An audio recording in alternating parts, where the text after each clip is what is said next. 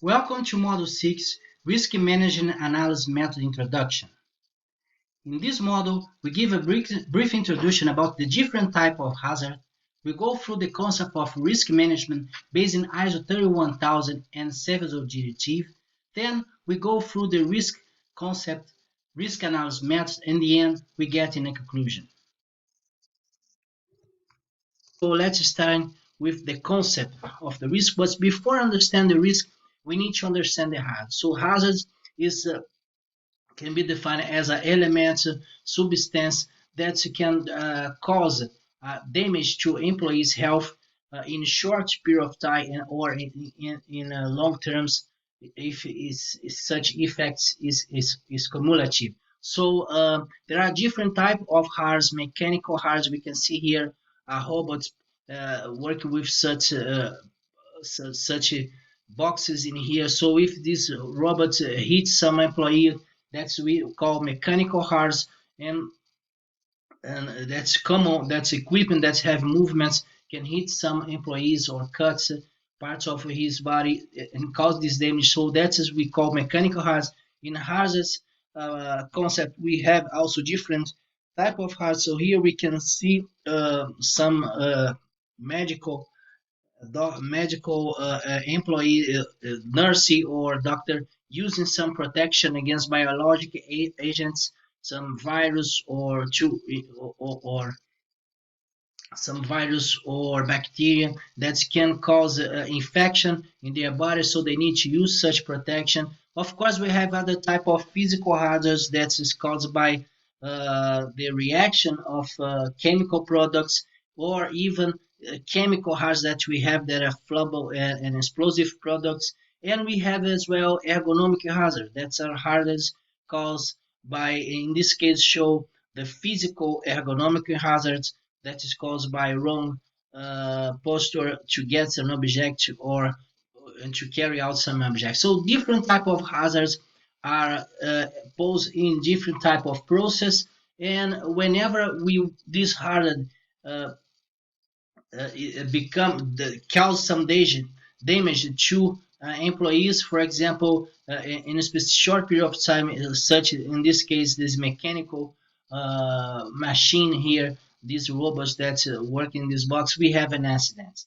The main issues concern the risk concept, and the risk concept comes out when we will need to establish a tolerable level of frequency that such hazards can cause damage of accidents. And then but the first step is to understand what type of hazard, then of course what type of effect, the consequence, and then based on that also understand the frequency that can happen, how can it avoid, and then we goes to the concept of risk. So concerning the risk, now that you know that the risk will be after the hazard identification, and here in ISO 31000 we have first the hazard identification that you see here, and after that we analyze the risk. Analyze the risk is starting to establish the frequency and the consequence, the combination of both, and then of course evaluate such risk based on this standard called established context. So in established context, it is important to understand that the society requirement as well as what the government established as a risk requirement, as a risk target, and then of course after evaluate the risk that's posed in some process, we can check if it's necessary to mitigate or not. And then we need to constantly monitor such hazards and the risk related to such a hazard in our process, and whenever necessary, reassess again and mitigate again. One important aspect in ISO 31000 and all type of risk management program is the communication consultation. So during all the process of risk management, there need to have constant communication with stakeholders, with society, as well as when we are able to mitigate a risk and need to communicate for the ones that can be impacted, not only inside of some facility, but also outside the society that can be affected for these hazards. So one important document that's established here in Europe is the CEVSO directive. So is this directive 2012 18 EU.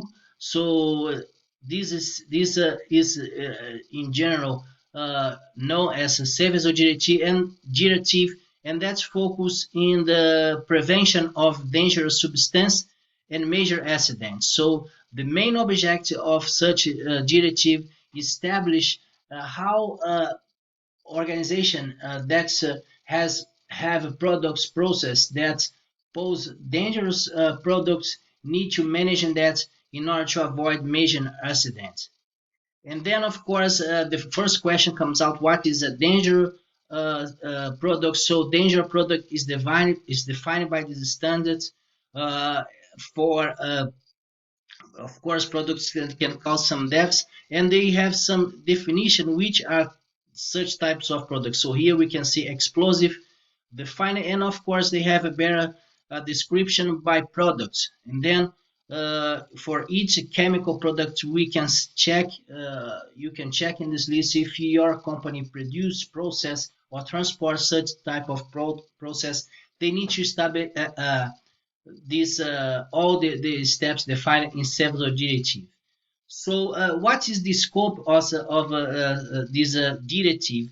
Is need to be applied for some specific business that have such danger products, such military establishments, as well as oil and gas exploration, production, transportation, mines. So all specific organization process that lead process that can have such dangerous products. And of course, the CEVSO directive have some scope. They have definitions for all these terms. So, for example, what means neighborhood? So, neighborhood is all the established that is located in proximity to another established where cause the where the hazard pose. So they have other also the Article 4 assessment of major hazards for a particular dangerous substance. So here defining all that need to take into account in this hazard assessment. So for example, the quantity that is storage, the all characteristics of the hazards, and so on. So obligation of the operator, what's the operator responsible for the process these hazard pose are responsible for, who are the competence authorities, what they need to do, notification when such operator need to notify the competence authority about their hazards, major hazard prevention policy. So the operator need to establish a major hazard prevention policy as well as a safety occupational safety system to manage such hazards and mitigate the risk.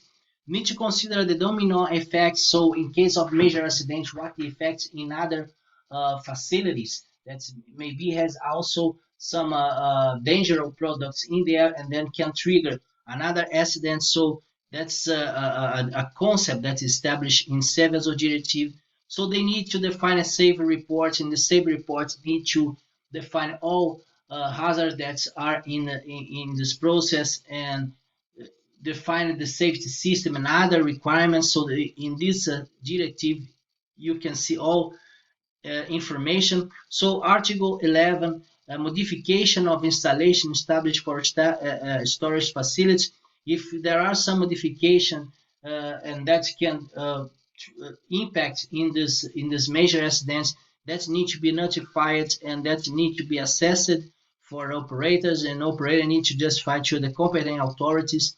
They need to have emergency plan, and emergency plan is a plan that in case of you have a major accident is triggered to mitigate the effect of this incident. In this directive, they define as well land use planning, so considering all surrounding areas around this facility that have dangerous substance, and also consider such surrounding areas, public areas, communities in their risk analysis and risk assessment, and also avoid that such major accident affect such surrounding areas.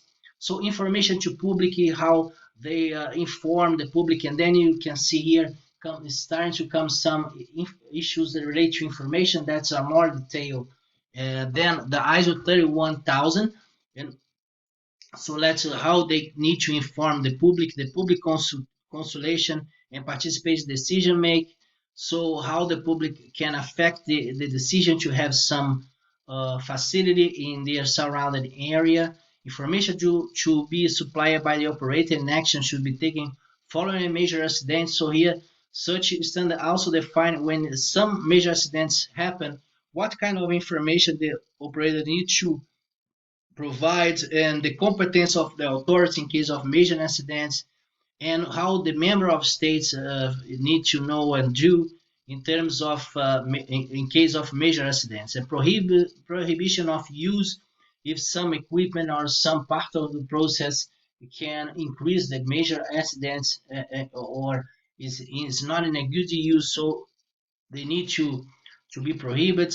We have also items related to inspection for physical assets that are able to mitigate such a major such a hazard that cause major accidents or are related with that, the process by itself. So as well as information system, access of information, confidentiality, and other items. So those are the most important items, the several directive. And the several directive, as I explained before, is related to major accidents that is triggered by dangerous products. And then all the organization that has process products and transportation process related to such dangerous product, they need to implement that.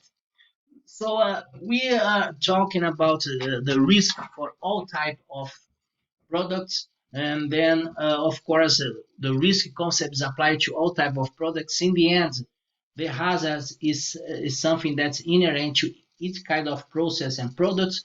In some products, of course, process we can have measures, then the hazard are more critical the for the health of their employees and can even if affect the community, the surrounded area.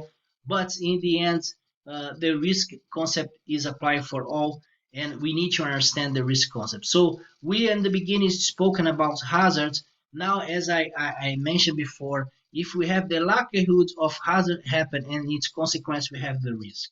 And we have different ways to demonstrate the risk. We can have the combination of a frequency and severity. That's in case of quantitative or qualitative risk.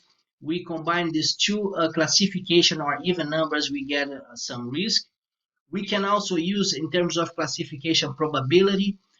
When we're talking about quantitative risk, number of risk, that's usually defined by number of deaths per year. We use the frequency, but we can also use probability. And of course, risk, we have different types of risk, not the industrial one. The industrial one are treated for these two concepts. And the third one, the usual concept of risk can apply a probability, for example, multiply for economic value. So all concepts are related to risk. The ones that we are focused on our training here is the industrial risk, and industrial risk is always defined by frequency and severity combination. So the first concept of risk is the qualitative one, is based on the risk matrix, and you're going to see that many of risk analysis methods are based in this qualitative risk that's based in the risk matrix. That's the idea, is very simple. You have different criteria for frequency and for severity. So in the worst case, the severity 4, there are more than one death, and if that's happened, depends the combination of the frequency, the risk is considered not tolerable. The risk policy always tells that we do not accept non-tolerable risk. So whenever we perform some qualitative risk analysis, when we achieve based on the combination of the frequency of the cause of the hazard and the severity, the consequence of such a hazard in case of accidents, such combination comes to a non-tolerable, we need to do some actions to mitigate such risk. So usually we need to reduce the probability, the frequency of occurrence, but put some layer of protection. We're talking about that later on. So device that can automatically avoid the accident, or increase the equipment reliability. In the hardest cases, to reduce the consequence. So usually that can be done, for example, when we have chemical hazards and we have chemical products. For example, we can reduce the volume of these products in a tank, in a vessel, and then in the end we will reduce such such consequences here. And then, of course, we have moderate risk. But usually we work in this direction, try to reduce the frequency by reducing the probability that's happen in time. And of course, we need to have in mind that uh, when we have a accident scenario such as jet fire, the frequency of occurrence is related to the frequency of the failure of the equipment, as well combined to the failure of the layer of protective device that can avoid such incidents. And then, of course, this failure increases along time, and then it is needed that some uh, preventive maintenance is performed to keep such a frequency very low, and probability of failure in this layer of protection very low, to avoid that this risk on time it gets in a level of non-tolerable risk. So that's very important concept. Many safety engineers do not follow this idea, and in many risk analysis there's not any recommendation about such preventive maintenance and inspection in order to check and keep the equipment and such as the source of the hazard, such as a pipeline, for example, a vessel that can be trigger a major accident in case of corrosion, or even for layer protection, such as a relief valve or a safety integrity level, safety integrity functions. Keep high this equipment as in a state as good as new. So that's very important concept. We need to pay attention on it. So we have the concept of individual risk.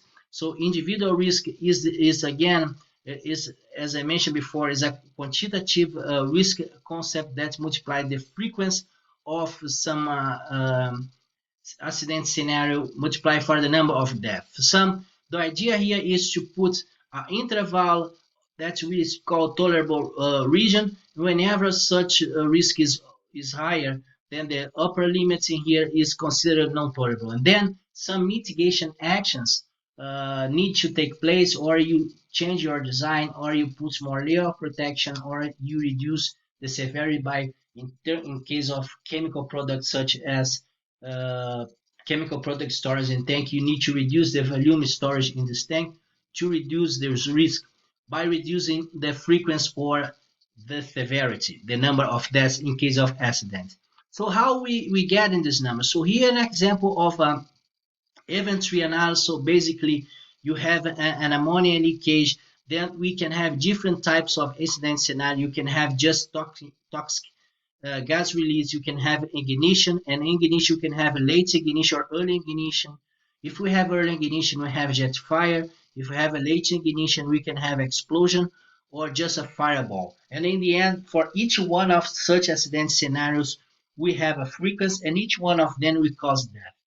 So we later on we explain how we get in this number of the frequency, the probability, as well as how we get the number of deaths. But in the end, of course, we can get in this risk number for accident scenario, and of course, to calculate the individual risk, we need to do the summatory of each one of such scenarios. So in this case, the risk, individual risk for this simple case will be uh, one death in 1,000 years. And then, of course, 1 -3 is in an unacceptable level. Some actions here need to be implemented to mitigate such risk.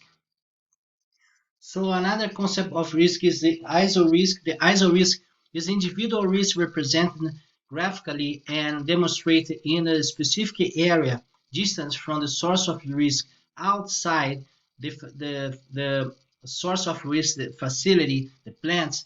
What is the individual risk? And then again, it will consider all the effects of such accident scenario that's happened here that can affect in a surrounding area and cause deaths for this of risk criteria and index is the fatal accident rate. So fatal accident rate is an individual risk average multiplier for the exposure, so total exposure hours. So uh, how we calculate that? We have the total exposure hours, the total number of employees divided by the total number of exposure hours, and then of course we can calculate the fatal accident rate by multiplying these two index. So consider, for example, the average individual risk that's posed for the ammonia case. Let's consider that 10 employees are exposed are vulnerable to such ammonia uh, uh, vessel that can trigger difference of these different scenarios. So we have this number here. When we multiply 2, we have the fatal accident rate 1.14, and of course the idea is to compare, depends on the country that's defined some index. We compare such index here with similar that we have in the similar industry, and then of course we can check if this fatal accident rate is lower or higher. If it's higher, it's not acceptable. Risk need to be mitigated. The other concept of risk is societal risk.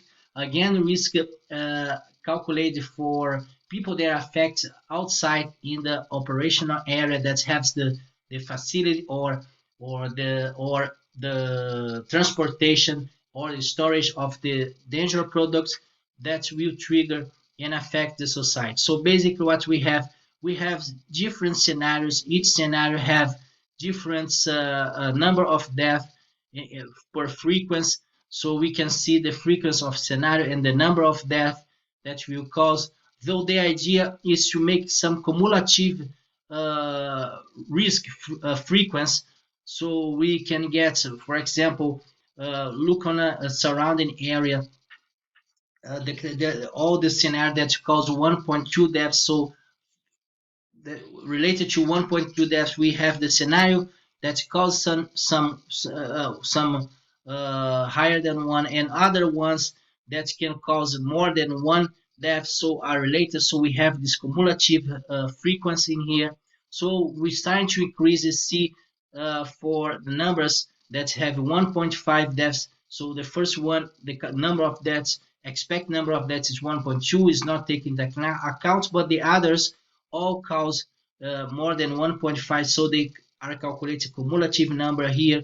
Then we go down to calculate all this cumulative number that you're using, and that's why the societal risk have this facing here, this shape that is calculating, and the alarm region is defined as decreasing, but the number of tests is increasing. Then we plot this graph based on these calculation numbers in here. And of course we here as well have alarm region. Alarm region is a very important and it has a very discussion in a risk management concept, because alarm means as low as reasonable possible, and that's needs to have always a discussion of the feasibility to mitigate the risk.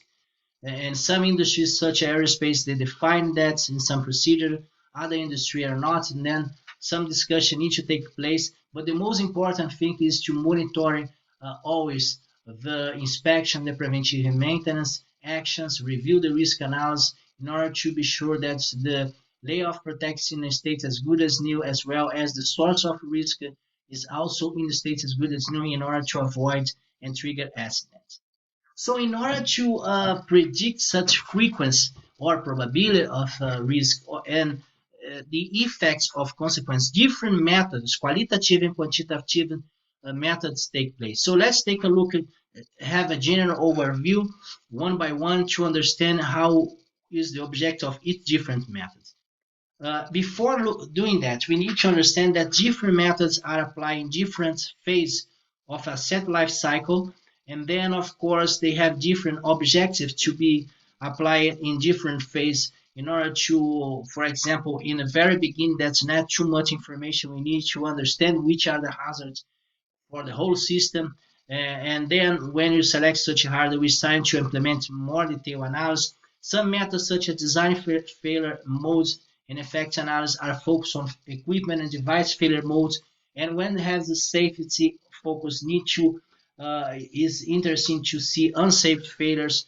Consequence and effect analysis, of course, will demonstrate the effect of such accident scenario in a human healthy conditions, and in each case can cause a death. So each one of analysis, qualitative and quantitative, need to be applied in different phases. Of course, that is the design phase in the beginning of the design concept phase, but during the design there are more information and we can go deeper in some analysis, and during the end of design more analysis can be done because more information are available.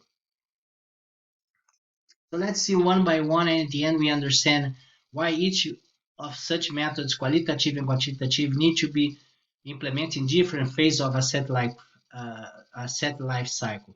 So the first one and very known method is hazard and operability analysis. So the idea is to assess the hazards based on process deviation. So we have in general wording guides such as known, less, and parts, and these words are applying for physical parameters such as level, pressure, temperature. So the idea is to go through this flow, define the system, subsystem, and for each subsystem, for example, if you have a plant that have the input products, we can define for the start, for the first point, that's the plant receive the product until a specific pump or line that's as a node. So we divide subsystem in parts.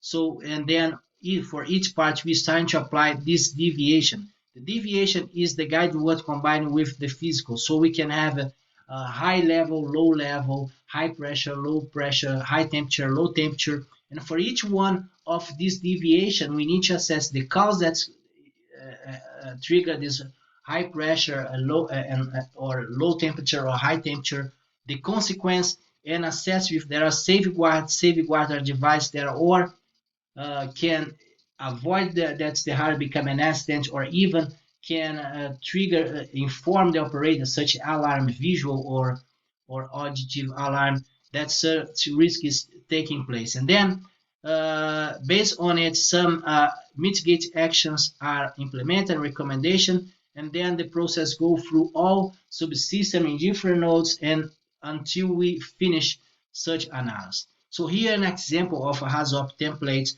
We have a coke plant. We can see here, as I mentioned, the guide words. So high flow, low flow, no flow, and the cause, the effects. And here we have some detection, safeguard. Here we can have a high pressure integrated safety integrity function. And the safety integrity function is a function that encompasses sensor, logical elements, and final elements that can be evolved, or even some that's turning off some device. And in the end, we have already implemented that. So if it's necessary some implementation, we implement it here. So it's a qualitative method, a deductive method, because starting from the hazard, the process deviation to get the causes, and a qualitative method. This is very important. It's applied in chemical industry, in oil and gas for a different project, and apply usually in design phase. So similar to this hazard operability, we have this hazard identification. So this have a similar concept to define nodes, but here we define the hazard. So here a huge leakage of products is the hazard. Then we define the cause. So we can see that's a rupture in the equipment here. Flexible hazard is subsea equipment. Then the consequence is explosion, fire. So we need to put some prevention in here. And then of course, an example in these methods, we assess the risk. In the previous one, we do not assess. There are some HAZOP that have a risk assessment, but in HAZOP definitely we assess the risk. So we have a risk matrix, we have classification for frequency on severity, and in the end we see non-tolerable risks that need to be mitigated. And of course, in this case, for all non-tolerable risks that are depicted in hazard identification, we make some quantitative risk analysis. So we quantify the frequency that has happened, so based in different maps that will be demonstrated later on, as well as the consequence effects to see in reality how many deaths or how the real impact, the estimated impact for the environment in case of impacts. And then, of course, we put some action here to mitigate.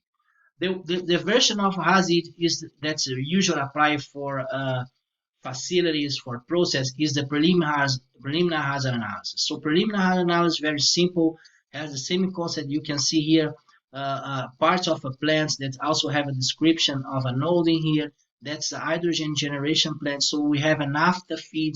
We have different hazards, leakage here, small and huge leakage. And then, of course, we have the cause of such leakage, the consequence and detection. And the same concept we have here, the risk and the actions to mitigate such a risk. Then, of course, a non-tolerable huge leakage is the same concept we quantify. The difference is that a probability preliminary hazard analysis can be applied for different activities and also for maintenance activities as well as or operation activities in order to propose mitigate actions before it starts an activity. So it's a method that is very simple to apply. So here we see another method that's a failure mode and effects analysis to apply for a tank. So now we are looking not only in the hazard, we're looking on the equipment and the different failure modes, how the equipment failed, and in different phases, cause for different causes. Then we start to assess the occurrence of such a cause of failure and the consequence of such effect, the consequence of such events in here.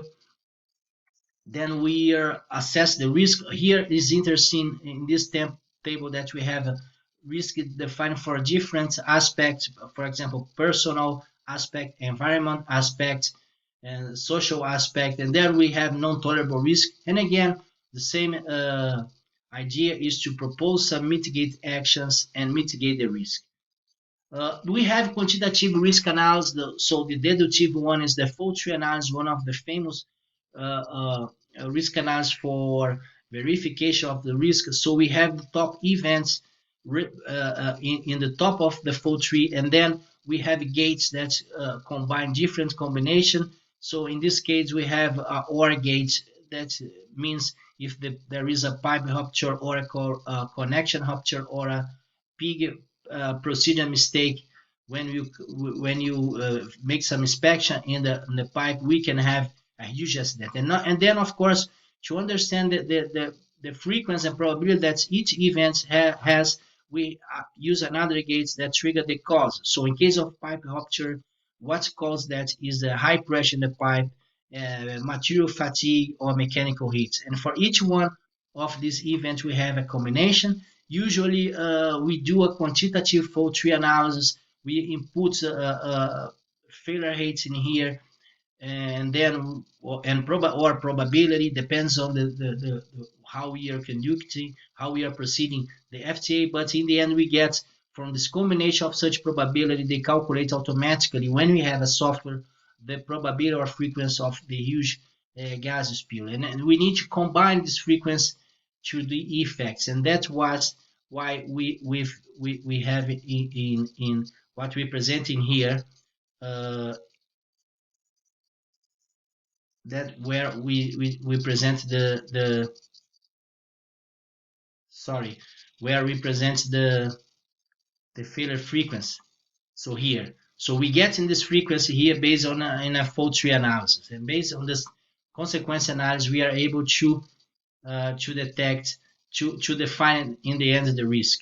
So that's why also these quantitative analyses are important for us to define the frequency of such events, and these frequencies are always a combination of different events. Another method is the event tree. Now again, we come back to this picture. The event tree is trying to combine the frequency of the trigger event for different probability that such event has, and in the end depict the frequency of each accident scenario. And to fulfill such activities, for example, the frequency of this gas leakage, we need an FTA to understand which are the root cause, the main events and the root cause of main events combination, and then we have this all this frequency of the basic events.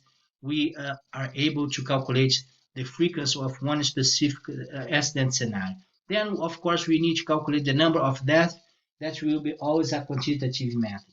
So in oil and gas, for example, we have the combination of both methods. So here we can see that's what's happened in the United States in the accidents. That was the last major accident. There was oil spill. There was a kick in the basin oil that was an overpressure. So this overpressure is a combination of events that can trigger this overpressure. And then you need to control the kick. So if the kick is not controlled for human error or a BOP failure, in this case the BOP failed, then you have a blowout. So a blowout is an overpressure in the top of the well facility. So you have fire, you have explosion, you have a lot of accident scenario. If you are able to control, you have well control. So event tree analysis is applied in different type of risk analysis. And then of course you need to know how to mitigate the risk. And the local analysis have this concept. So we have a trigger scenario in your process, but you have barriers to avoid that scenario take place, that accidents happen, or even if the accidents happen, we will have an emergency response, as I mentioned in the beginning, that will mitigate the effects of such accidents. So concerning LOPA, there are different concepts. So some people consider that human action as well as emergency response are layer of protection. So, but the best concept of LOPA is consider the devices, the system that can avoid the accident by itself. So we do not consider, for example, the alarms as a layer of protection, the combination of human actions. So we try to mitigate the risk with devices that are able to mitigate the risk and that become an accident, such as relief valve and safe instrument function, safe instrument systems. And then, of course, if that's happened, we are prepared for emergency, but we put the risk in the level that is necessary to be mitigated, accepted based on such layer of protection. And this concept of such layer of protection is very simple. So we need to calculate based on the frequency of the trigger events. So here, if we have explosion in a furnace, we have initial events, that's explosive atmospheric formation, the frequency that's happened, and then we have the layer of protection. So we have the CD/CD system and a safe instrument function.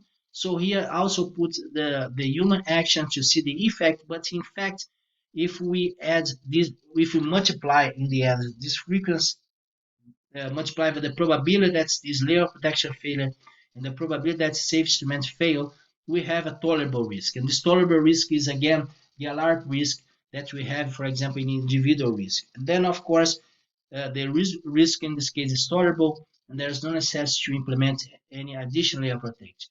We need to be careful with this mathematics behind this probability, this frequency, and how we calculate that. Because again, we need to take into account that the frequency for many equipment, many type of failure modes are increasing along the time, and what keeps that low and constant is the effect of preventive maintenance. So in fact, if you want to do a high level calculation, you need to get some support from some reliability engineer to calculate that. So we are mentioned about safety integrity level, so we need to understand the concept of safety integrity level. That is a classification for safety integrity function. So safety integrity function come together will bring a safety integrity system. So we have in this case in the furnace, for the furnace to mitigate the risk of explosion, we have what we call safety integrity system that have different functions. So we can see the color safety integrity function 1. So as I mentioned before, we have a level of a level sensor here. We have a logical element and we have a valve. So when this